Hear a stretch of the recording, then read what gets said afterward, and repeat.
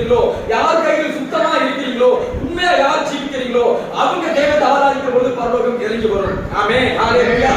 அவங்க மரித்தா அவங்க உடனே பரலோகம் போய் சேருவாங்க. ஹalleluya.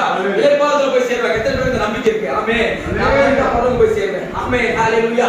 இப்போ நான் தெய்வத்தை நோக்கி பார்த்தா தெய்வம் இறங்கி வருவார் என்ற நம்பிக்கை நமக்கு இருக்க வேண்டும். அந்த நம்பிக்கை வேண்டுமா? நீங்க பரிசுத்தமா ஜீவிக்க வேண்டும். ஹalleluya.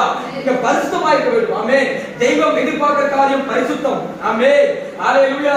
தெய்வம் நம்மிடத்தில் ஒவ்வொருவரும் எதிர்பார்க்கிற காரியம் பேசுகிறதையும் கேட்கிறவங்களையும் உலகம் முழுசும் தெய்வம் எதிர்பார்க்கிறது, பரலோகம் எதிர்பார்க்கிறது பரிசுத்தம். ஆமென். நீங்க பரிசுத்தமா ஜீவிக்கும் போது மாத்திரமே உங்க வாழ்க்கையில் நன்மைகள் வரும். ஆமென். நீங்க பரிசுத்தமா ஜீவித்தால் மாத்திரமே பரலோகம் இறங்கி வரும். நீங்க பரிசுத்தமா ஜீவிக்கும் பொழுது ஜெபிக்கும் போது மாத்திரமே பரலோகம் திறக்கப்படும். ஹalleluya.